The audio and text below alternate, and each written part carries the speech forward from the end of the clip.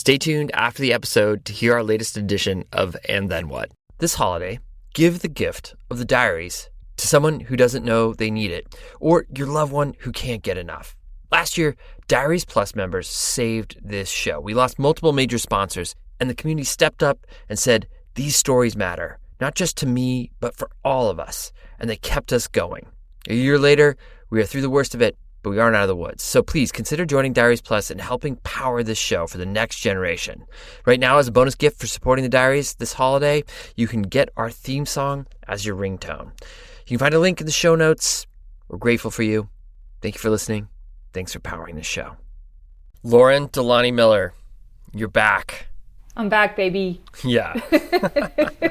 Oh, it feels so good. I'm so excited you are back. We missed you over the last year and a half. I know you were doing incredible things. A lot in your life has also changed since you were a part of this team. Oh, yeah. Big time.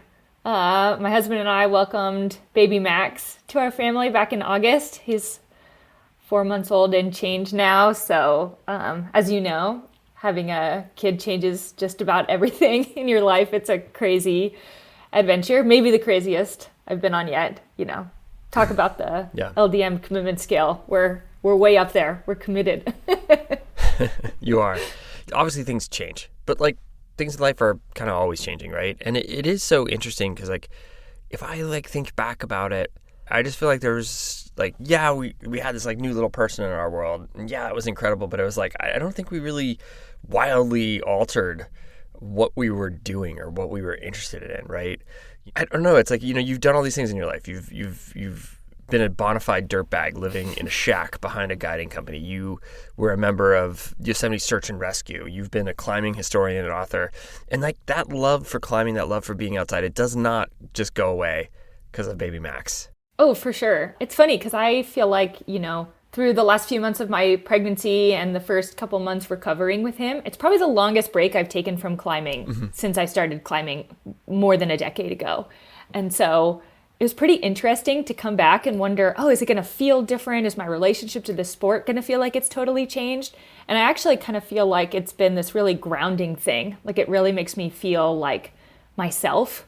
And yeah, it's been awesome to kind of rally a crew together the last few weekends and hike down into the Owens River Gorge with Max and feel like, oh, we're kind of pulling it off right now, you know? I mean, I know that when you have a kid, everything changes all the time, but it's been so fun to just think about incorporating him into our adventures and thinking of him as kind of like just this new team member in the team of our family and being like, this is what we're doing. This is our favorite thing to do together. And yeah, and just like see him just tag along with us. And I mean, for me, my relationship to climbing started as an adult. You know, my introduction to the outdoors, outdoor sports, all came as an adult. And so it's been really interesting to think about what that'll be like for him going on his first climbing trip to the valley at 2 months old and things like that. And it was a huge goal of mine and for my husband too, to try to stay committed to the things that make us feel like ourselves and that bring us joy, and think about ways to incorporate Max into that and just bring him along with us. I think that's great because, you know, I don't have any hard data, but I feel like at this stage in my career, there's a chance that I may have interviewed or talked with more people who have done incredible things with their lives in the outdoor conservation worlds. And I will say that those early moments, they have an impact. Like the natural world, it is a teacher. It demands presence. It's a good type of sensory stimulation. And I find that time and time again, people remember their time outside as kids, often more so than they do like their time in school or like playing organized sports. And I think it can change and like color people's paths through life. It can really carry people to incredible places, and places that are like not necessarily the outdoors, like that aren't a meadow beneath a mountain or a desert canyon in Eastern California. It can carry people to improbable places. Today, we sit down with 3-term Washington State Governor Jay Inslee. He's been a congressman, a governor, a presidential candidate, and a tireless advocate for addressing climate change. And through it all, he's followed a passion for the natural world and moving through it via human-powered sports Whether it's on skis, a bike, on foot, or crampons. We talk about how that connection carried through from a young age to the brightest stages in politics. I'm Fitz Cahall. I'm Lauren Delani Miller. We're glad to have you back. You want to take it? Oh yeah, and you're listening to the Dirtbag Diaries.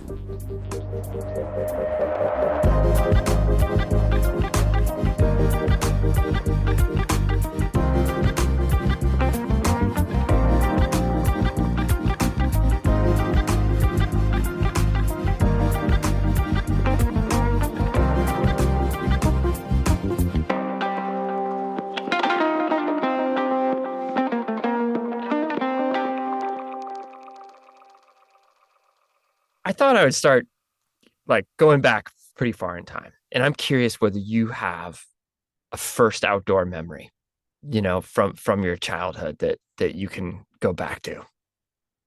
I have a very strong memory. My dad was a biology teacher and a very loved coach. And he took my brother and I out for a hike. I was 10 and my brother was 8.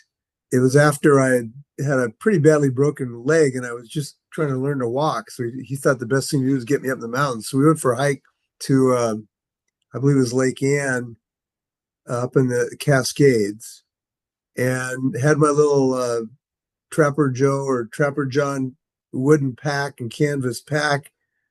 And we went up and camped in this lake and had just an exciting thing and caught a frog. And then we had some real adventures. And then he took me up on Mount Rainier and we hiked up on the snowfields on Mount Rainier. And I remember my leg hurt so bad coming home. And my dad was sort of old school, like, hey, put some dirt on it. Come on, let's go, And it was exciting for me because I hadn't walked for about 6 months. So it was both getting outdoors and getting the knee working was an adventure. That experience has informed me because what I've learned is that you get a kid outside in a sleeping bag one time, one night, and it's a life impression and they become somebody who really is connected to nature. It's one of the reasons I've been a great advocate for outdoor education, of getting more kids to have a chance to be out in nature, particularly inner city kids. And we've made some progress in that in our state because just one experience like that is indelible for young people. It was certainly in my experience. And, it's easier because my dad was a biology teacher. So he spent time teaching me about the wonders of photosynthesis and vascular respiration in trees and the whole 9 yards. So it was easier for me. But I just love the fact that you can make little environmentalists with one night out in a sleeping bag. Your family had this deep connection to Mount Rainier. It seemed like this was way more than a one-time instance for you. It sounded like both your parents worked or volunteered up at the park, kind of restoring meadows. They would get kids from the school up there. Talk to me, was that like a summer activity for you guys? Tell me about that. My mom and dad became leaders of a student conservation association group. This is a national organization that gets kids out in the national parks, working in the parks. And my parents ran a crew of about 20 teenage kids, most of whom were from the East Coast, actually. They did all kinds of work in the parks. They revegetated the alpine meadows because in the bad old days, we kind of destroyed the alpine meadows. When hiking really took off, you don't know about this history, but when hiking took off in the late 60s and everybody got their vibrant boots that were these torture instruments with these 15-pound boots and big vibrant soles, people would just tromp through the alpine meadows and destroyed them. So my parents would go up and revegetate them. They created new ways of doing that. I was very proud of them, of their creativity and how to do that. They also restored trails. They built a shelter that's still up there. I went up there on its 55th anniversary at Lake George, Washington, and Mount Rainier. It was still there. We went up last summer and saw it. And my dad took these kids that had no experience whatsoever, and they built a shelter. And I saw firsthand the impact. A lot of these young people, my dad would kind of laugh at them a little bit because they'd be from, Brooklyn or Boston, and my dad would teach them how to work a shovel. But to see them becoming lifetime of people associated with nature, it had that impact when they'd be up there for a few weeks. Let's talk a little bit about like Mount Rainier. Like you climbed it. You've climbed it several times, right? You No, know I that just climbed it once, only just one time. once. Okay. I wasn't like my hero Jim Whitaker that did it, I don't know, 180 times or something. So no, What was it like? perfect climb. We had perfect weather. I got to climb with two of my sons and one of my staff and a brother-in-law. And it was one of those magic moments. Mount Rainier, if you haven't been there, is one of the great, beautiful things on earth because it's just this cone with rugged glaciers, a lot of rock, and it dominates the whole state of Washington. It is the state of Washington because you can see it from probably about 70% of the state of Washington. You can see Mount Rainier. So it is the iconic feature of the entire state. And I'd been around it, in so many different hikes. Getting to climb it on a perfect day was incredible. And it is a feature that I think there's 10,000 people maybe go up a year now. It's 2 days. It's a long hike. It's a crampon. You take a rope for safety. There's a couple people that get into trouble a year. So you got to have a little sense of when going up, but there's not any vertical rock. And it's just something that connects you to the whole state. What I like about it particularly is it's not one mountain, it's 1,000 mountains because it's 1,000 different views depending on what's going on in the weather right now. So you get clouds in front of it, you get clouds behind it, you get a little glow in the back. You have a low alpenglow in the afternoon, in the late afternoon. You have just the top of the little cirrus cap on top of the mountain. I paint this one. I've painted this, I don't know, a dozen times. It gives you a different facet. It's got 1,000 personalities as well. But I worry about it though, because it's lost 40% of its glacial ice, as you know, 40% during my lifetime. Think about that. During one lifetime, it's lost almost one half of the volume of its glacial ice because of climate change. You project that into the future, if that's a linear dynamic during my grandchildren's lifetime, when they're my age, how much ice will be visible on Mount Rainier, which is its garland, it's its accoutrement. It's like it wears snow like a beautiful gown. And if to think about it bare, in the summer, that's kind of sad. There's a lot of reasons to fight climate change. One of them is to keep Mount Rainier as beautiful as it is, as magic as it is. And that's maybe not the most important way for human civilization, but it's the kind of thing that to me strikes to where my heart is to maintain the beauty of nature of our state. And Mount Rainier is the biggest example of this. You have been a U.S. representative. You were a 3-term governor here in Washington State. You've had an incredible career in public service.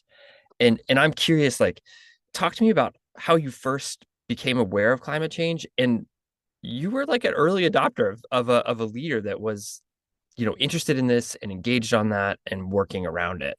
I think we think of Al Gore, but you certainly were right there in the beginning. Well, just simple reading. And it didn't take long to become extremely concerned by this, by simple reading of some of the general science. And it hit me really quickly because once you know that CO2 can trap infrared radiation that's being radiated back in space, and once you know that you've increased by 30% the width of the blanket, in a sense, if you think of carbon dioxide as a blanket, you're just getting a bigger, thicker blanket. Well, duh, what do you think is going to happen?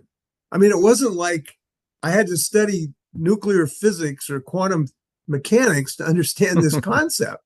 And so very quickly, when I looked at the numbers of the parts per million of how fast it was going up, that it was going to be a huge problem. And the magnitude and the mechanism of that was uncertain in those days, but it was just so readily apparent. Then I went back to Congress in 98. This is after I lost a congressional race. When I started to get involved in this issue, I sort of got organized with a few other people just trying to figure out what we're going to do about this. And I went back to Congress in 98, got involved very quickly in the issue, asked Al Gore. In fact, it's interesting. I asked Al Gore to come talk to my colleagues about that, to get them to understand the consequences of this. And it was the first time he'd been asked to go back to Congress. This was in 99 or 2000. And I asked him to come back, and he presented his slides to a dozen or 20 of my colleagues that I'd rounded up to come listen to him. And that slideshow then became his movie and his book. So he sort of presented his book before he'd written it, or the movie, and it did have an impact to get some of my colleagues going. Then I got involved, wrote a book about clean energy in 2007, introduced the first really comprehensive climate bill in 2006, 2007, somewhere in that route. And unfortunately, what was obvious to me in 1995 has come to pass, which is the parts per million have gone up rapidly and continue to go up. And now we see the consequences, which were not entirely predicted, but were seen as possibilities in 95, are now today realities, unfortunately. In fact, worse realities. Some of the things that have happened have been surprisingly damaging, including the flood and precipitation events that we've had. That in 1995, I didn't have those on my radar scope. But now these enormous rainstorms and that we're experiencing in flooding events as a result, killing people in Texas and around the world. This is something that really wasn't totally anticipated in 1995, that it would hit as rapidly as it has. I point that out because there's some unknowns on the downside when it comes to carbon dioxide that are out there that are a little bit concerning.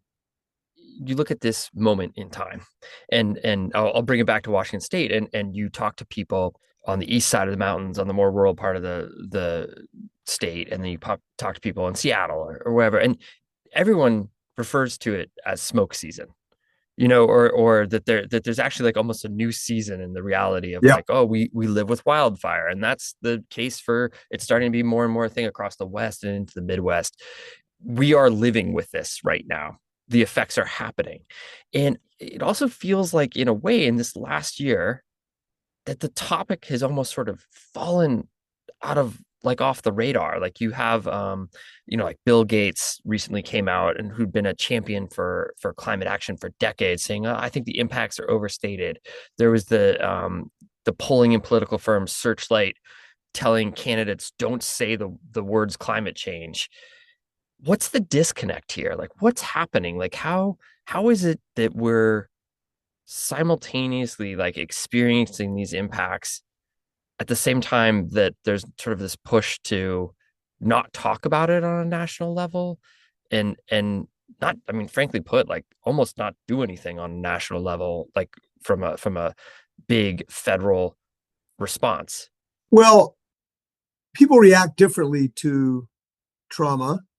And the way I react to, if a bully comes around and smacks me in the nose, my tendency is not to retreat, but to respond perhaps in kind as appropriate. That's how I respond to trauma. We've had a giant trauma in our nation and worldwide because of Donald Trump, which has seized the reins of the federal government and has intimidated and bullied people to some degree into silence. That's what has happened. And it's a sad state of affairs, because the answer to a bully is to respond, not to retreat. And I must say that quite a number of people are in retreat. They're in emotional passivity. They're in a fetal position. They're in a defeatist approach that we can't tame this beast and we shouldn't try. I think that's nuts. It's infuriating to me. Just because you have a president who is calling this as hoax, in my opinion, it should accelerate. It should increase, make us more aggressive on promoting solutions to climate change, not less.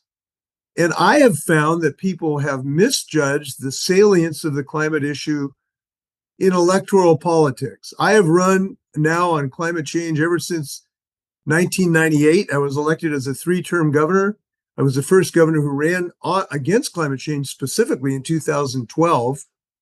This is a winning issue because majorities of Americans do believe it's happening. Majorities of Americans want us to take action. Majority of Americans understand wind turbines do not cause cancer. They cause jobs. They like the fact they're getting solar panels. And I know this because we had a vote on this in Washington, as you know, last November. We have the best climate change policies in the country called the Climate Commitment Act.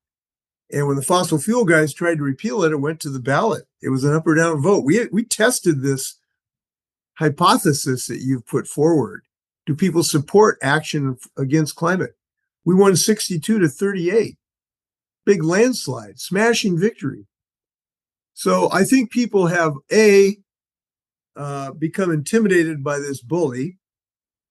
B, they've adopted a defeatist attitude. And C, they've misjudged where the public is on this issue. And D, the positive story that we have to tell about the development of the clean energy economy is stunning. The increases in solar energy are stunning. 93% of all the new generating capacity in the United States in the last year was renewable energy. Solar energy has come down 90% in cost. Batteries have come down 90% of cost per kilowatt hour in the last decade. And those improvements are going to continue. So I'm all for being bullish on fighting climate change. We've got more after the break. Stay with us.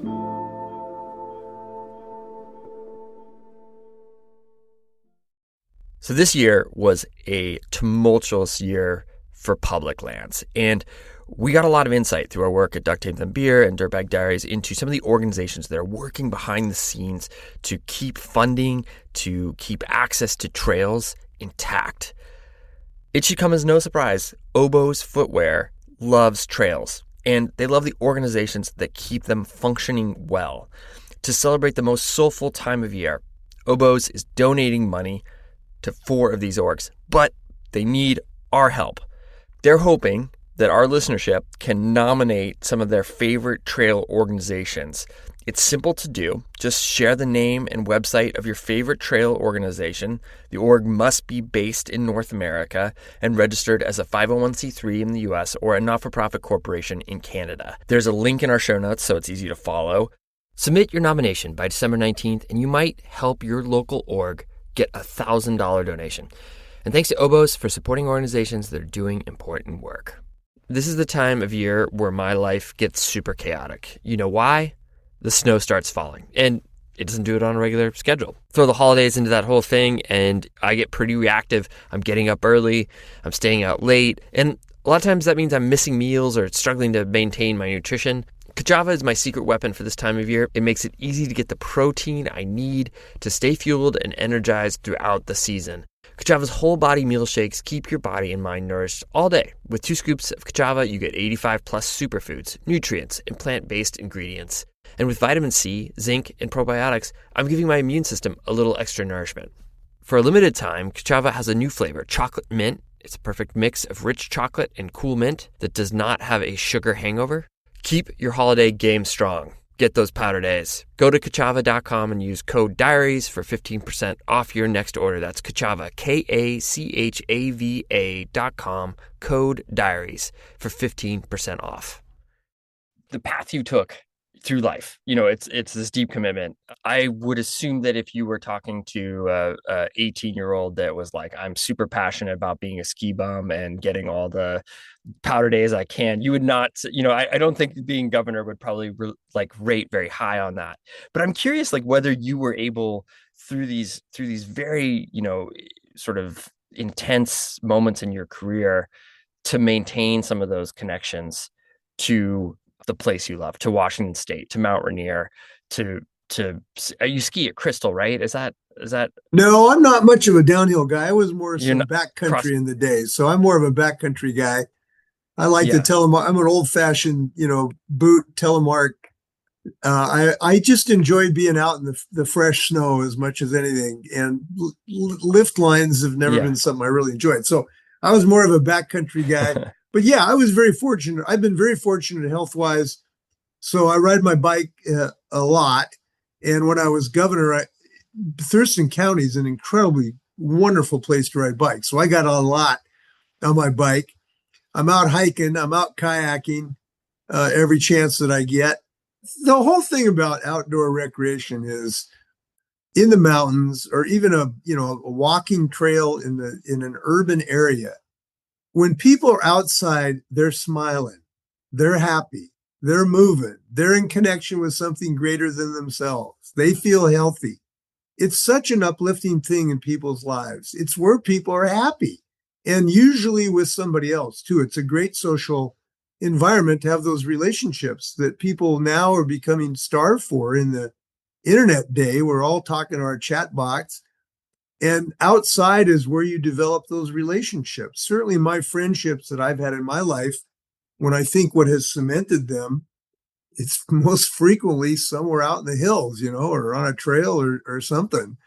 And so you can't overstate in my life how positive it's been. I've been very lucky to be able to be outside as much. And I have thought during my public life, one of my goals is to make that as accessible to people and as many people as possible. I'm glad that we got a new state park in Nisqually while I'm governor. Our parks budget were always healthy. So, by the way, I just put a plug in for supporting people in public life who will do these things.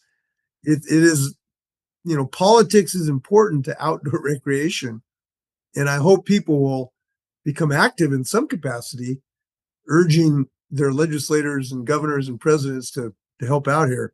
No, it's interesting. I actually one of my first jobs was down in Olympia covering the legislature for the Oregonian paper, and so I've always had this like fascination with politics. And very early on, I realized like, oh, this is part of what we're doing here because public lands are like for everything is political and they're wrapped up in it. How we care for them, how we use them, and sometimes there's this pushback of like, oh, can't we just talk about this nice thing? And the reality is like we're at this space. And I think if you take a place like Mount Rainier National Park, you look at the funding cuts, you look at, the reduction in force that's happened up there. And then you think in like the third week in September, one of the busiest weeks for the park, when the fall colors are happening, it's beautiful up there. Their sewage system was down for like 5 days or something like that. I mean, that's almost unforgivable. And you realize like you can run from politics, but if you care about these places, they're going to come for you. And I'm just curious, like when you look at that and you see that sometimes that instinct to just be like, I just don't want to think about this. I just don't want to deal with this. Like I'm sure you can empathize with that on a level, but as someone who spent their entire life kind of smacking head first into topics like that, what do you say to the people that are on the fence about getting involved or being active or starting to engage with these topics? Well, it's a little difficult for me, to be honest with you, because this has always come natural to me. I've always enjoyed, debates and public issues, and obviously have served for 30 years in public life. So to me, it's a little bit foreign to, consider that just a terrible, onerous thing to be involved in public life, because I have enjoyed it. I guess I would say a couple things. Number one, look, you oil your bike chain.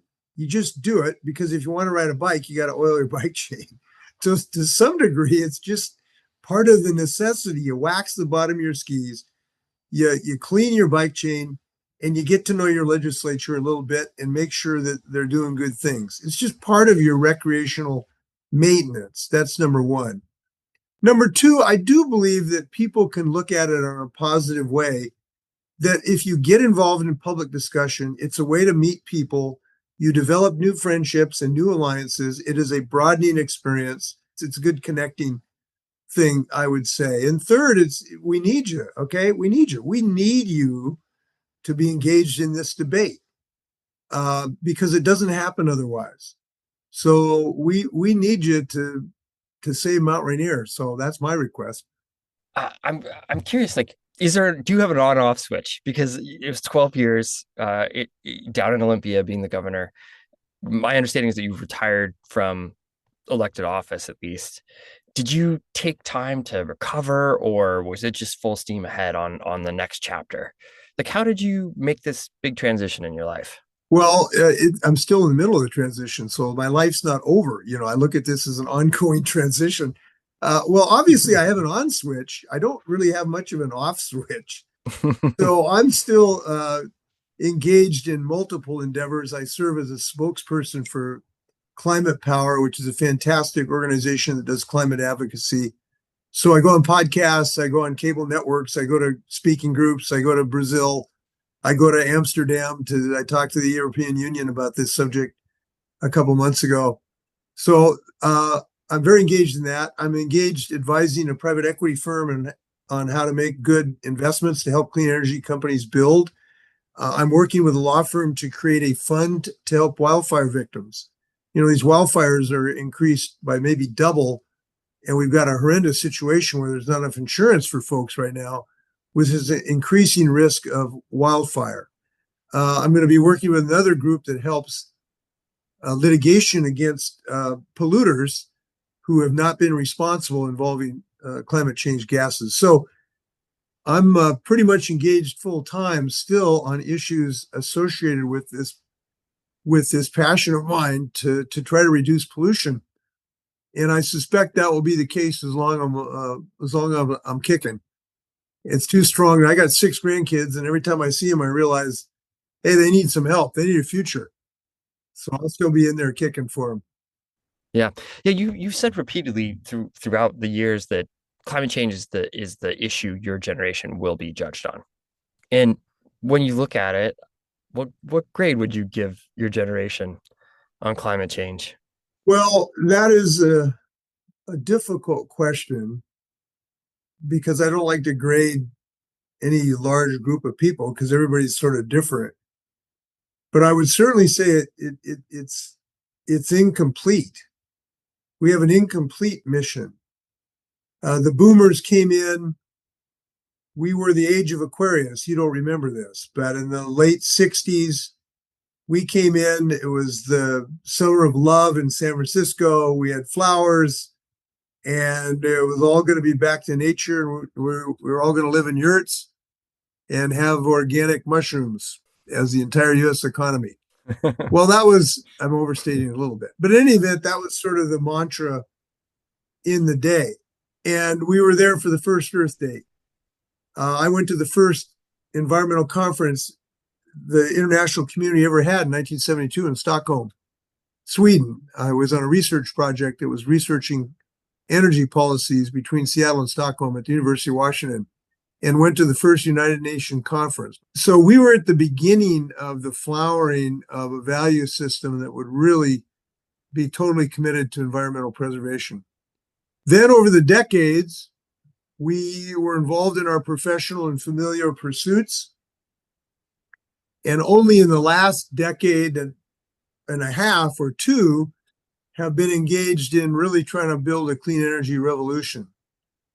And I would say that if you were going to look back at our sort of arc of the boomer generation, it started with a bang.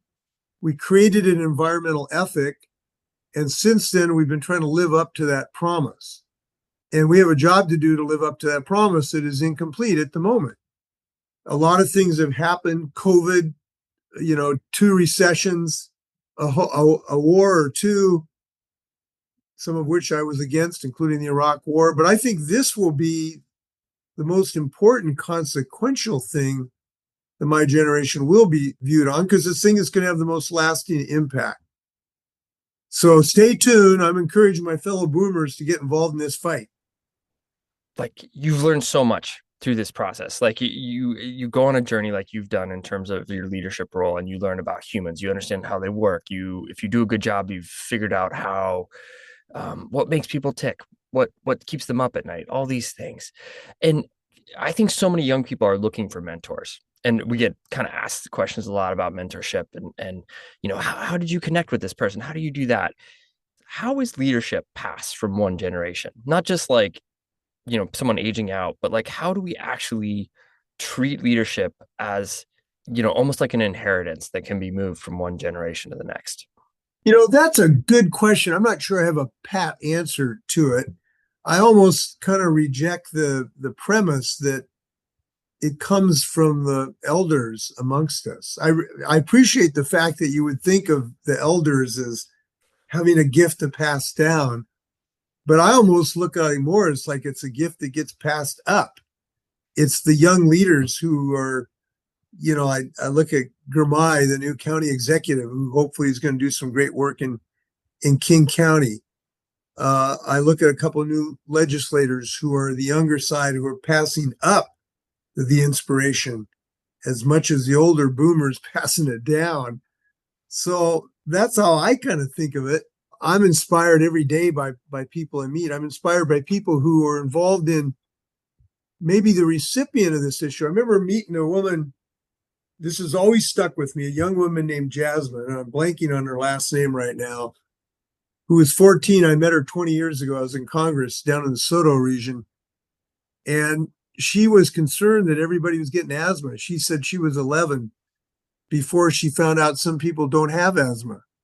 So she did her own research. She started knocking on doors to map the frequency of asthma in kids, given how close they live to the freeway and to polluting industries. And she found that every, quarter mile closer you live to the freeway, your asthma rates go up dramatically. And she did a paper on this at age 14. And it turns out her research has been validated by epidemiologists at the University of Washington. That 14-year-old is an inspiration to me, who's willing to focus on the health impacts of this pollution that we're breathing. So you can be inspiring from any station at any age. You don't have to be in public life to create some new concept or idea. But thanks for thinking of us elders. I appreciate it. Yeah, no. Well, maybe there's a bit of like learning in there in the sense of like maybe what I hear you're saying is that you don't necessarily have to wait, that there's not necessarily like a gatekeeper for leadership, is that it's more about following curiosity or, what concerns you. And instead of just letting it be concerning to you, you follow through on it. You kind of follow that thread and start to act on it. It's like, maybe that's what you're saying, is that can happen at any stage of your life. Very much so. And I think you can be a leader in any culture or organization. You can be a leader in your family. If you have an idea in your family to show them, maybe you got an EV. And by the way, Uncle Harry, let me help you get over your range anxiety. I've been driving it for 2 years. I've never ran out of fuel. You can be a leader in your family. You can be a leader in your business to try to make some decisions. You can be a leader in your nonprofit. So there's just a lot of ways to be a leader in whatever environment you happen to be in. You don't have to be president or governor in this regard. And by the way, you can vote, and you can influence your friends to vote. Number one, to vote, and two, to vote in a way that's going to be positive. And that's important leadership as well. And we got to have that. There's no one person, one governor, one president that's going to solve this problem. This transition to a decarbonized economy takes us all. Unfortunately, we got great ways to do it right now. Like I said, it can be sort of overwhelming or depressing. Like certainly, we work on public lands issues. It's like, we sit on calls, and it can be frankly overwhelming some weeks.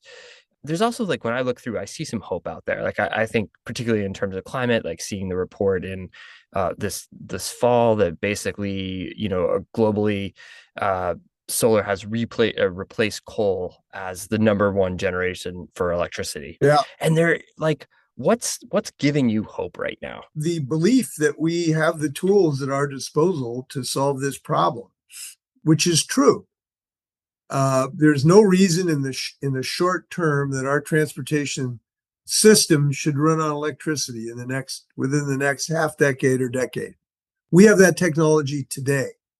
There's no reason to believe that we are swapping out almost in total coal and natural gas for solar, wind, and advanced battery technologies in the next 10 years. That we are capable of doing that by making the appropriate investments. There's every reason to believe that the technological advances we're experiencing will continue. So solar power has come down in price per kilowatt by 90% over the last 10 years. That improvement's going to continue. it may not be as fast. It may not be 10% a year. Maybe it's 4 or 5%, but it's still going to continue to advance and drive down the cost curve. And also in the political side, that we will get more leadership so we can start to embrace the clean energy future, and that is a distinct possibility. And I think there's only one advantage of age, and that is you can see change. And I think having seen the positive change going on, let me give you an example. So in 2006, I wanted my colleagues in Congress to be more positive about developing electric vehicles and to develop more of a climate friendly transportation policy. So I had General Motors bring the first concept down, which was the GM Volt. It was a hybrid electric vehicle. I brought it down because I wanted to show my colleagues in the House of Representatives this car. So they brought it down in a U-Haul truck. They rolled it down. I got about 20 of my buddies to come look at it early in the morning to come see this car. Well, they rolled it down. We popped the hood. And we said, well, where's the motor? Where's the engine? And the guys from GM said, well, we're kind of working on that. We actually don't have that yet. And I go, where's the batteries? Well, they're not actually here. They're under development. And all my friends just gave me a raft of crap saying, Inslee, this is just a toy. It's not a real car. It's never going to be a real car. You brought us out before breakfast to look at a non-starter. Okay. So they gave me a raft for a couple of years after that. Well, now go forward. Now we're driving cars with 340-mile range. They're, 80% less cost to operate. They're available to everybody. The charging infrastructure is increasing dramatically. That is a Herculean change in 15 years. This technology moves so fast that we ought to look at this from a positive standpoint and our ability to continue to make this transition. So I'm actually optimistic that if we simply make some decent policy decisions that doesn't stop us from building solar panels, doesn't force all those jobs to go over to China, that builds the infrastructure that allows Americans to get access to this, this is possible. But we got to make some good decisions here. When you look back at your experiences outdoors, like what do they teach us? Like what can you learn out on the side of Mount Rainier? What can you learn kind of restoring a meadow? What is the outdoor landscape and our public lands? What do they have to teach us? For me, and I don't want to get too spiritual on this, but to me it is a spiritual relationship with nature because I feel connected to something larger than myself when I'm outdoors.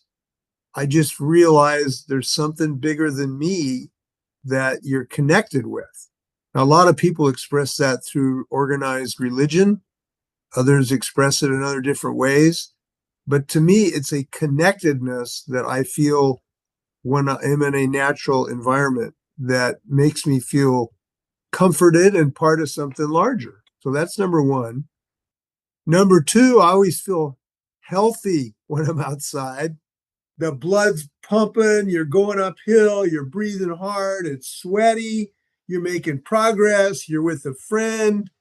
You just feel vigorous and vibrant, more so than sitting here in front of this beautiful screen. I hate to say it, but when you and I are out hiking, we're having more fun than when we're talking in a podcast. Yeah. So there's that aspect of it that's fantastic. And three, as I indicated, it's such a place for friendship. When I'm outside, I'm usually with somebody that I enjoy, and we're solving the problems of the world as you're going down the trail.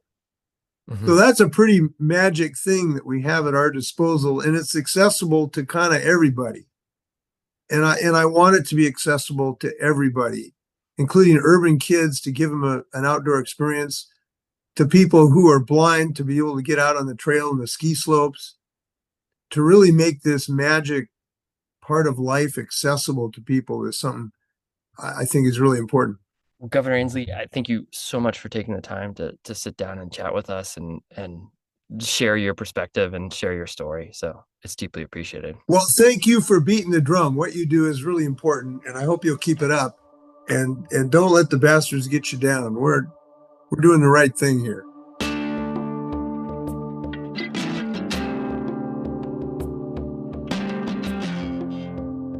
Our stories come from you, our community. If you have a compelling idea for a guest or story lead, please give us a shout. You can email us at editor@ducktapethenbeer.com. Thanks to the people who have recently become Diaries Plus members and to those of you who continue to support us. It is the difference between the show being here and not, and you allow us to continue our mission of getting people outside, getting them connected to the natural world, and getting them connected to their hopes and dreams and all the things that make the world spin. Music today from David Katz and Brendan O'Connell. The tracks are courtesy of the Artist or Track Club. Jacob Bain and Nice Cotto composed our theme song. This episode was produced by me and Marco Seiler Gonzalez with additional production help from Becca Cahal, who is also our incredible executive producer. I'm Fitz Cahal, and you've been listening to the Dirtbag Diaries. Thanks for tuning in. Welcome to And Then What, the segment where we break down the headlines and figure out what the hell's happened since then. Hey everyone, Fitz here. Thanks for sticking around for another edition of Then What. 4 years ago in our Endangered Spaces series, we covered the struggle to save Oak Flat, Arizona. An oasis in the deserts north of Phoenix, this landscape is sacred to the San Carlos Apache and a place where they continue to perform religious ceremonies. It's also beloved by climbers. It once hosted the world's largest climbing competition. The creek that runs through it makes it an ecologically rich landscape cherished for its biodiversity and birding. Mining has existed there for more than 100 years, but the plan by Resolution Copper, a foreign-owned company, was next level. Drill down and then under Oak Flat before detonating explosives that would turn the landscape into a 2-mile-wide crater. The battle over Oak Flat has stretched out for over a decade with changing administrations and legal fights.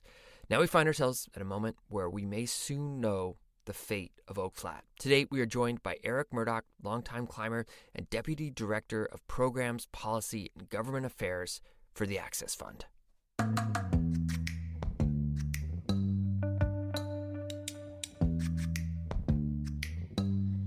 Eric, thanks for joining us today. The fight for Oak Flat, it's been going on for more than a decade now. Can you take us back to the beginning? The beginning was really way back in the early 2000s when John McCain and Senator Flake started introducing bills in Congress. So we had a decade of bills where Congress had to consider whether to actually transfer this land. And no Congress for a decade would pass that bill. In other words, Republicans, Democrats decided that this was not a good idea. And this is a good example of how sort of our democratic process really works. It was not something that people wanted. So it was December of 2014 when McCain jammed it into the 2015 NDAA. So just quickly to interrupt, the NDAA is the National Defense Authorization Act, which generally speaking gets passed every year, like as a bipartisan vote to fund the military. And so like, how did McCain get this wedged into this bill?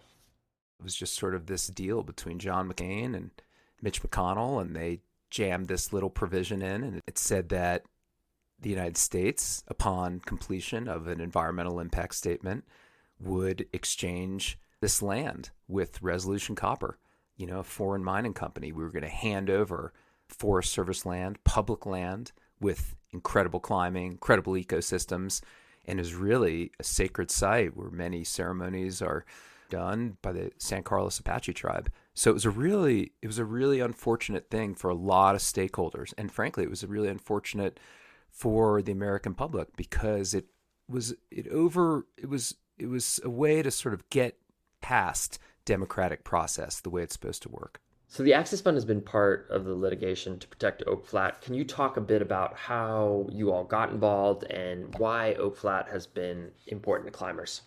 Yeah, I think to the climbing community, the Phoenix Bouldering Contest was the largest bouldering contest in the world. And in the 1990s and even going into the 2000s, it was the place where if you were a professional climber, an aspiring climber, you wanted to be at this contest. But it also sort of was this incredible cultural moment for the climbing community. And I remember, camping out and everyone's sleeping out at Oak Flat together, and you wake up in the morning and they're just blasting the Star Spangled Banner by Jimi Hendrix, just on, volume 11. And that's how this thing started. And then the San Carlos Apache would do some tribal ritual and get everyone pumped up. And between the Jimi Hendrix and the San Carlos Apache, it just had this incredible feel. And I think that, the Access Fund is really interested in protecting access for future generations, but we're also really interested in protecting America's climbing legacy. And Oak Flat is really important to America's climbing legacy. Since then, there's been this long process. There's been lawsuits. Where are we at right now in terms of getting closer to a decision on Oak Flat? So we're really lucky that the Senate Energy and Natural Resources Committee made sure to add that little nuance to the law that said, you got to do an environmental impact statement before the land exchange is fully executed, before the title is handed over to Resolution Copper, which of course is a mining company that has one of the major stakeholders is China.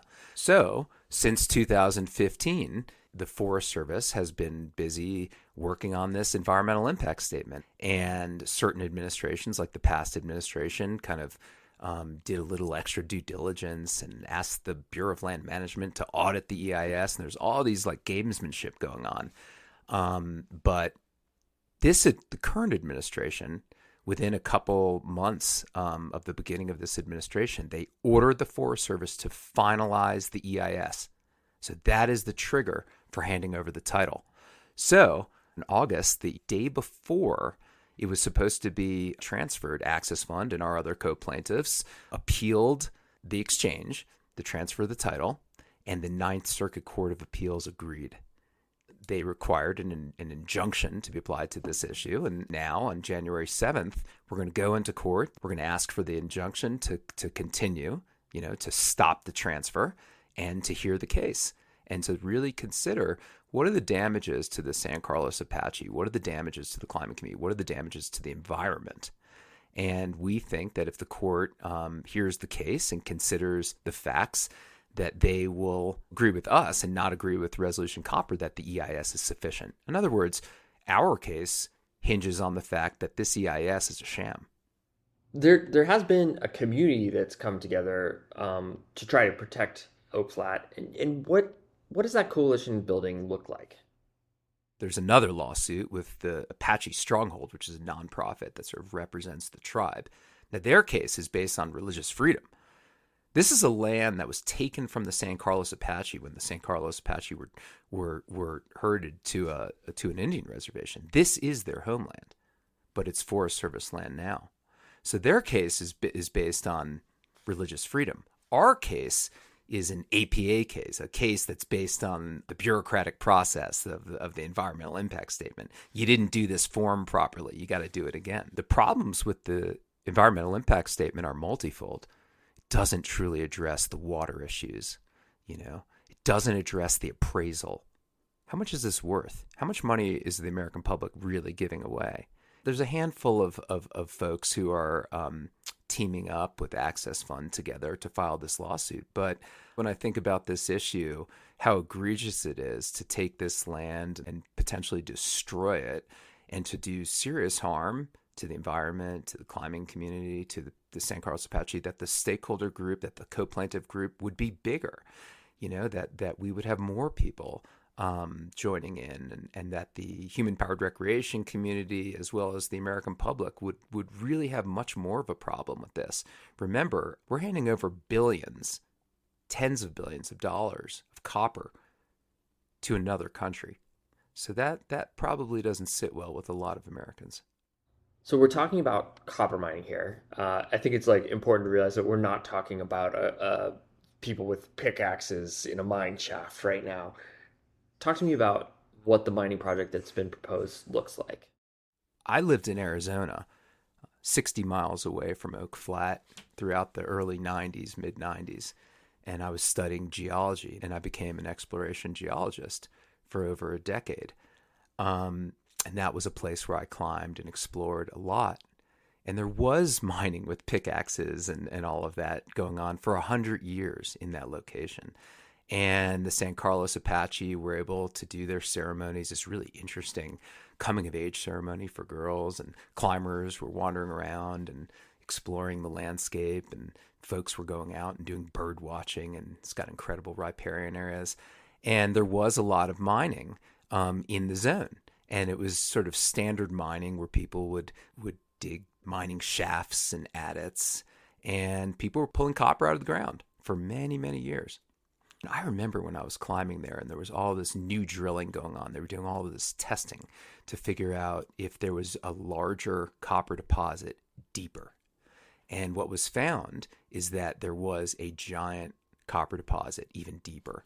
And the mining technology sort of caught up with this deposit. In other words, we can now mine ore, copper ore. Ore is as you know, is an economic term, right? Is it worth it to pull the shit out of the ground and sell it on the market? So the mining technology caught up, and it became clear that you could mine this very deep copper deposit. But the proposed mining technique, and it's not the only way to get this copper out of the ground, is something called block cave mining.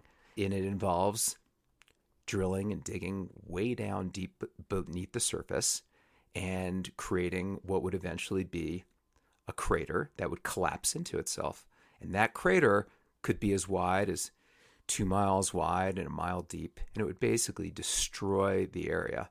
So it's not that there hasn't been mining for many, many years, and it's not that there haven't been many stakeholders that have been sort of sharing this piece of real estate in a way that has been pretty successful.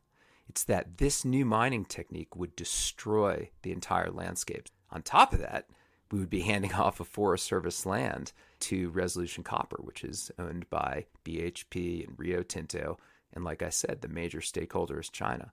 With the case going before the Ninth Circuit, is this kind of the last chance? It's a good question.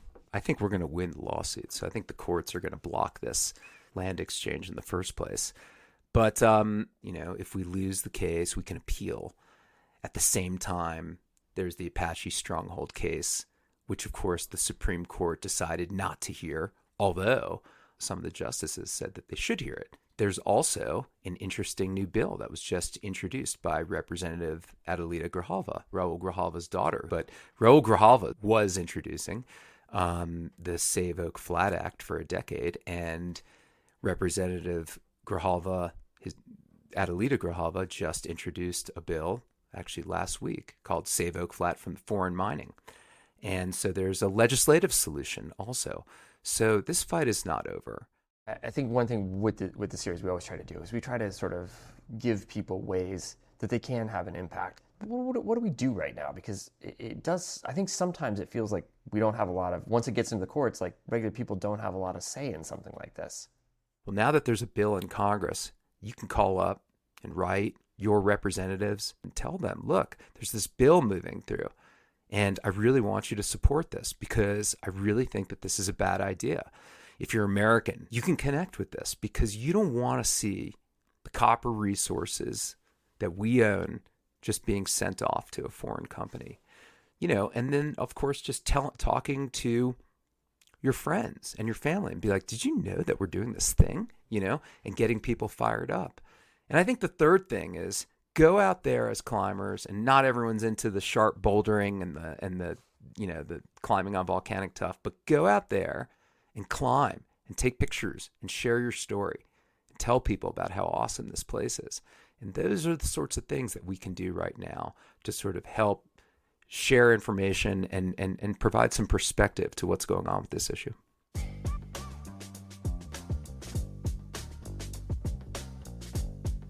Thanks, Eric, for joining us today, and thanks to the Access Fund for working on this issue. We put a link to the bill in the show notes, as well as info on how to reach out to your representatives. Thanks to Diaries Plus members. Your support makes this kind of reporting possible. Thank you.